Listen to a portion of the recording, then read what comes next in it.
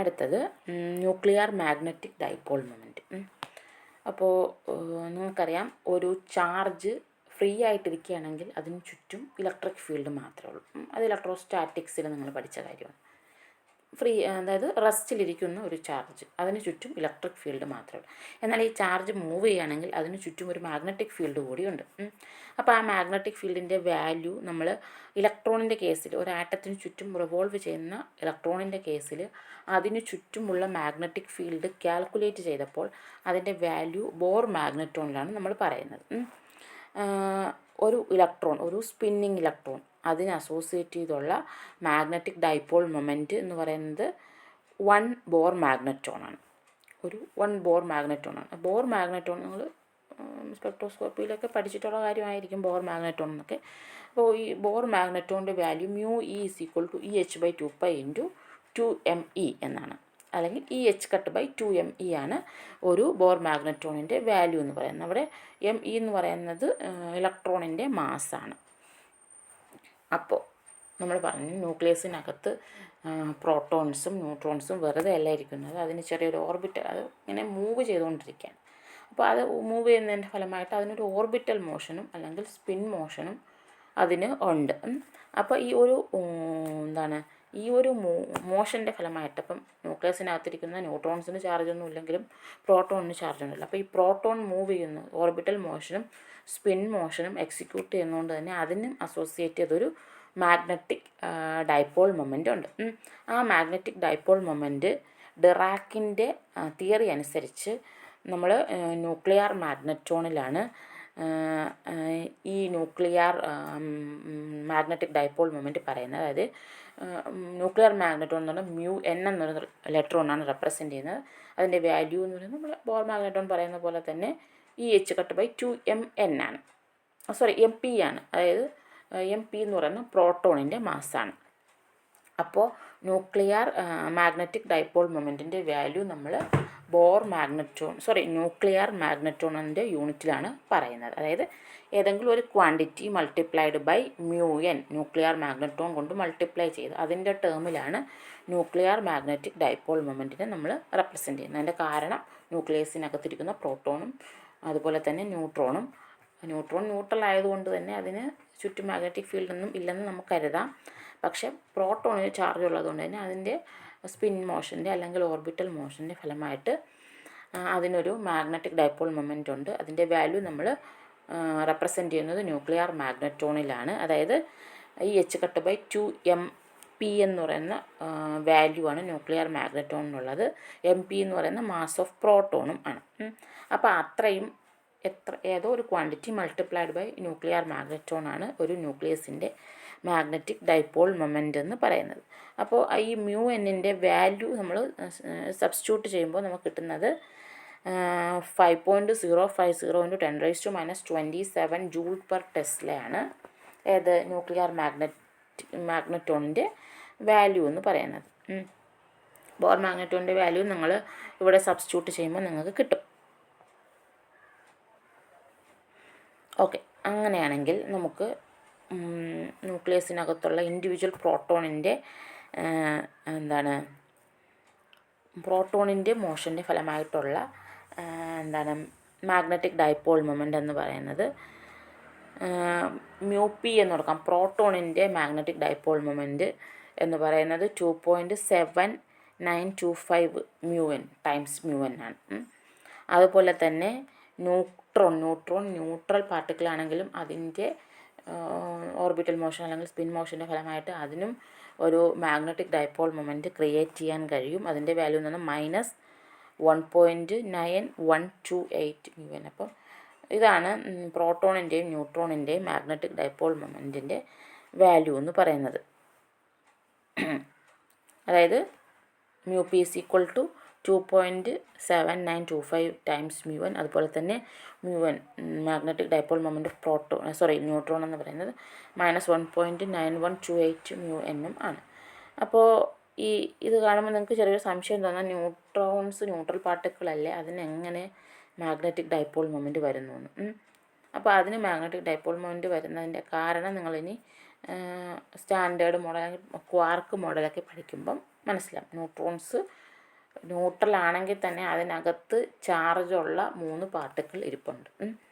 ആ ചാർജുകൾ പരസ്പരം ക്യാൻസൽ ചെയ്ത് പോയത് കൊണ്ടാണ് ന്യൂട്രോണിന് ചാർജ് ഇല്ലാത്തത്. അല്ലാതെ ന്യൂട്രോണിൻ്റെ അകത്തുള്ള പാർട്ടിക്കിൾസിന് ചാർജുണ്ട്. അതുകൊണ്ടാണ്, അതിൻ്റെ ഫലമായിട്ടാണ് ന്യൂട്രോണിന് ഒരു മാഗ്നറ്റിക് ഡൈപോൾ മൊമെൻ്റ് ഉള്ളത്. ഓക്കെ, അപ്പോൾ അതാണ് ന്യൂക്ലിയർ മാഗ്നറ്റിക് മൊമെൻറ്റിനെ കുറിച്ച് പറയാനുള്ളത്. ഇനി അടുത്തത് ഇലക്ട്രിക് ക്വാഡ്രപോൾ മൊമെൻറ്റ്. അപ്പോൾ electric quadrupole moment electric dipole moment എന്താണെന്നറിയാം. ഒരു ആറ്റത്തിന് ഡൈപോൾ മൊമെൻ്റ് വരുന്നത് എപ്പോഴാണ്? അതിൻ്റെ പ്രോട്ടോണിൻ്റെ അല്ലെങ്കിൽ പോസിറ്റീവ് ചാർജിൻ്റെ സെൻറ്ററും നെഗറ്റീവ് ചാർജിൻ്റെ സെൻറ്ററും കോയിൻസൈഡ് ചെയ്തിരുന്നാൽ അതിൻ്റെ ഡൈപോൾ മൊമെൻ്റ് എന്ന് പറയുന്നത് 0 ആയിരിക്കും. എന്നാൽ അത് സെപ്പറേറ്റ് ചെയ്തിരിക്കുകയാണ്. ഇപ്പോൾ ന്യൂക്ലിയസും അല്ലെങ്കിൽ പോസിറ്റീവ് ചാർജിൻ്റെ സെൻറ്ററും നെഗറ്റീവ് ചാർജിൻ്റെ സെൻറ്ററും കോയിൻസൈഡ് ചെയ്ത് അത് സെപ്പറേറ്റ് ചെയ്തിരിക്കുകയാണെങ്കിൽ അതിൻ്റെ ഇടയ്ക്കൊരു ചാർജ് സെപ്പറേഷൻ ഉണ്ട്. അപ്പോൾ അതിനൊരു ഇലക്ട്രിക് ഡൈപോൾ മൊമെൻറ്റും ഉണ്ട്. അതിൻ്റെ ഫലമായിട്ട് ആ ആറ്റത്തിനൊരു ഇലക്ട്രിക് ഡൈപോൾ മൊമെൻറ്റ് വരുന്നു. അപ്പോൾ ഈ ഇലക്ട്രിക് ഡൈപോൾ മൊമെൻ്റ് എന്ന് പറയുന്നത് it's A measure of symmetry of the atom എന്ന് പറയാം. ആറ്റത്തിൻ്റെ സിമെട്രിയുടെ മെഷറാണ്. ഡൈപോൾ മൊമെൻ്റ് ഉള്ള ആറ്റത്തിൻ്റെ സിമെട്രി എന്ന് പറയുന്നത് സ്ഫെറിക്കൽ ആയിരിക്കത്തില്ല. അതേസമയം ഡൈപോൾ മൊമെൻ്റ് ഇല്ലാത്ത ആറ്റം നമുക്ക് സ്ഫെറിക്കൽ അല്ലെങ്കിൽ സിമെട്രി ഉള്ള ഒരു ആറ്റമാണെന്ന് നമുക്ക് പറയാം. അതേപോലെ തന്നെ ന്യൂക്ലിയസിൻ്റെ ഇലക്ട്രിക് ക്വാഡ്രപോൾ മൊമെൻ്റ് എന്ന് പറയുന്നതും ഡിറ്റർമിൻ ചെയ്യുന്നത് അതിൻ്റെ സിമെട്രിയാണ്, അല്ലെങ്കിൽ ഡീവിയേഷൻ ഫ്രം ദി സ്ഫെറിക്കൽ സിമെട്രിയാണ് ന്യൂക്ലിയർ ക്വാഡ്രപോൾ മൊമെൻ്റ് എന്നതുകൊണ്ട് ഉദ്ദേശിക്കുന്നത്. അപ്പോൾ നമ്മൾ സാധാരണ ഒരു ന്യൂക്ലിയസ് കൺസിഡർ ചെയ്യുമ്പോൾ എക്സാക്റ്റ് സ്ഫിയർ ആയിട്ടുള്ള ഒരു ഷേപ്പാണ്, അല്ലെങ്കിൽ സ്ഫെറിക്കൽ ജോമെട്രിയാണ് നമ്മൾ ഒരു ന്യൂക്ലിയസ് അസ്യൂം ചെയ്യുമ്പോൾ പറയുന്നത്. പക്ഷേ അതിനകത്തുള്ള ന്യൂക്ലിയോൺസ് പരസ്പരം മൂവ് ചെയ്യുന്നതിൻ്റെ ഫലമായിട്ടും അല്ലെങ്കിൽ ആ ന്യൂക്ലിയോൺസിൻ്റെ എണ്ണം കൂടുമ്പോഴുള്ള അതിൻ്റെ ഒരു റിപ്പൽഷൻ്റെയൊക്കെ ഫലമായിട്ട് ഈ ന്യൂക്ലിയസിൻ്റെ സ്ഫെറിക്കൽ സിമെട്രി എന്ന് പറയുന്നത് എപ്പോഴും അതിന് കാണണമെന്നില്ല. ഒന്നുകിൽ അതൊരു എലിപ്സോയിഡ് ഷേപ്പായിട്ടായിരിക്കും ഇരിക്കുന്നത്. അപ്പോൾ ആ ഒരു ന്യൂക്ലിയസിൻ്റെ സ്ഫെറിക്കൽ സിമെട്രിയിൽ നിന്നുള്ള ഡീവിയേഷനെ മെഷർ ചെയ്യുന്ന ഒരു ക്വാണ്ടിറ്റിയാണ് ഇലക്ട്രിക് ക്വാഡ്രപോൾ മൊമെൻ്റ് എന്ന് പറയുന്നത്. അപ്പോൾ Q = ഇലക്ട്രിക് ക്വാഡ്രപോൾ മൊമെൻ്റ് നമ്മൾ മെഷർ ചെയ്യുന്നത് ക്യാപിറ്റൽ Q അല്ലെങ്കിൽ റെപ്രസെൻ്റ് ചെയ്യുന്നത് ക്യാപിറ്റൽ Q എന്ന് പറയുന്ന ലെറ്റർ കൊണ്ടാണ്. Capital Q = 1/E × 3z² - r² raw ഡീറ്റോ ആണ് ഇലക്ട്രിക് ക്വാഡ്രപോൾ മൊമെൻറ്റിൻ്റെ വാല്യൂ എന്ന് പറയുന്നത്. ഈ ഇസഡും ആറും, ഇസഡ് എന്ന് പറയുന്നത് നമ്മുടെ ഇസഡ് കമ്പോണൻ്റ് ആണ്. അപ്പോൾ ആ സ്ഫെറിക്കൽ സിമെട്രി അല്ലെങ്കിൽ ആ ഒരു ഒബ്ജക്റ്റിൻ്റെ ഇസഡ്, ആ ഒരു ജോമെട്രി അല്ലെങ്കിൽ ആ ഒരു ഫിഗർ, ആ ഒരു ഫിഗറിൻ്റെ ഇസഡ് കമ്പോണൻ്റാണ് ഈ ഇസഡ് എന്ന് പറയുന്നത്. അതുപോലെ ആറെന്ന് പറയുന്നത് നമ്മുടെ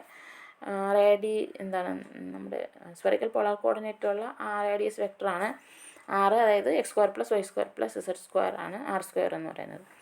അപ്പോൾ അതാണ് ആ വാല്യൂ എന്ന് പറയുന്നത്. അപ്പോൾ Q = 1/E × 3z² - r² raw ഡീറ്റോ ആണ് ഇലക്ട്രിക് ക്വാഡ്രപോൾ മൊമെൻറ്റ് നമ്മൾ മെഷർ ചെയ്യുന്നത്.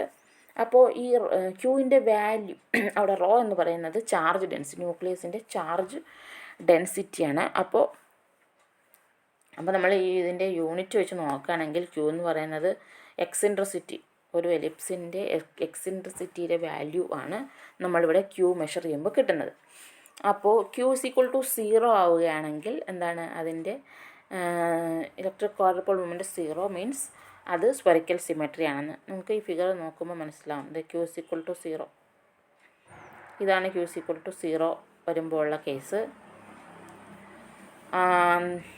അപ്പോൾ അവിടെ ആറിൻ്റെ വാല്യൂ എന്ന് പറയുന്നത്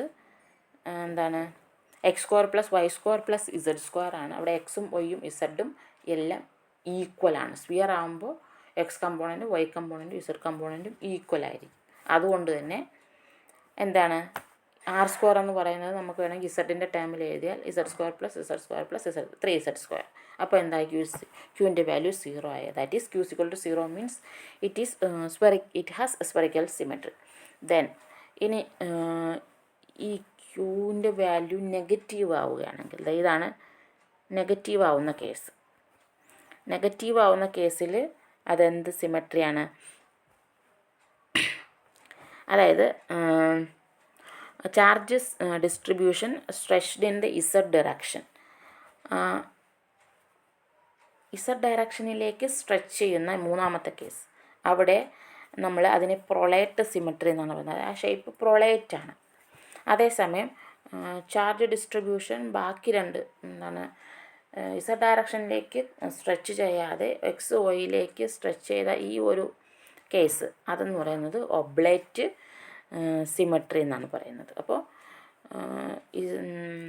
ക്യൂവിൻ്റെ വാല്യൂ പോസിറ്റീവ് ആവുകയാണെങ്കിൽ പ്രൊളേറ്റ് എന്ന് പറയുന്ന ഇസഡ് ഡയറക്ഷനിലേക്ക് സ്ട്രെച്ച് ചെയ്ത ഒരു ഫിഗറും, അതുപോലെ തന്നെ ക്യൂവിൻ്റെ വാല്യൂ മൈനസ് ആവുകയാണെങ്കിൽ അത് ഇസഡ് ഡയറക്ഷനിൽ കംപ്രസ് ചെയ്ത മറ്റ് രണ്ട് എക്സിലേക്കും വൈയിലേക്കും സ്പ്രെഡ് ചെയ്ത ആ ഒരു ഫിഗർ, അതിനെ നമ്മൾ ഒബ്ലേറ്റ് സിമെട്രി എന്നാണ് പറയുന്നത്. ഓക്കെ, അപ്പോൾ അത്രയാണ് ഇലക്ട്രിക് ക്വാഡ്രപ്പോൾ മൊമെൻറ്റിനെ കുറിച്ച് പറയുന്നത്. അതായത് electric quadrupole moment is the measure of symmetry of the nucleus, അല്ലെങ്കിൽ measure of deviation from the spherical symmetry of the nucleus, just like electric dipole moment of an atom.